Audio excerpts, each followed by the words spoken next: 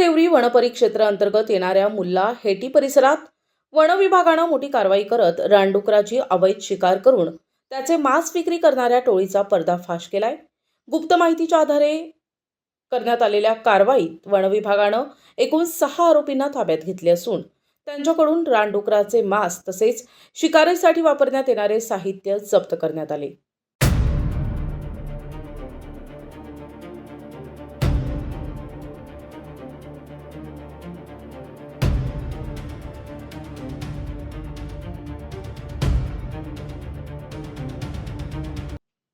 One विभागाला मिळालेल्या गुप्त माहितीनुसार देवरी तालुक्यातील मुल्ला हेटी येथील कुंताबाई मोहपत राऊत यांच्या घरी वन्य प्राण्यांचे मांस असल्याची माहिती मिळाली होती।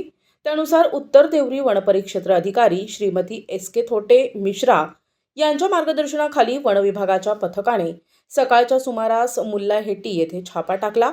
छाप्यादरम्यान कुंताबाई मोहपत राऊत यांच्या घराची झडती घेतली असता जर्मनच्या गंजीमध्ये शिजवलेले रानडुकराचे मांस आढळून आले।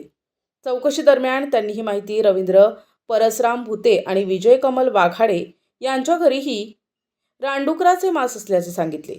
त्यानंतर वन विभागाच्या पथकाने संबंधित ठिकाणी जाऊन तपासणी केली असता तेथेही अवैधरित्या साठवलेले रानडुकराचे मांस आढळून आले। या प्रकरणी वन विभागाने कुंताबाई मोहपत राऊत, रवींद्र परसराम भुते, विजय कमल वाघाडे तसेच जितेंद्र पुंगडे, विजय झिंगर मडावी आणि हेमराज कुंभरे अशा एकूण 6 आरोपींना ताब्यात घेतले आहे।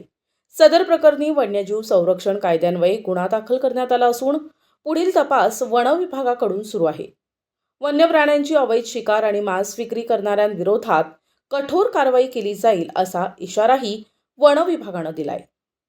प्रतिनिधी राधाकिसन चुटे, NTV न्यूज मराठी, गोंदिया।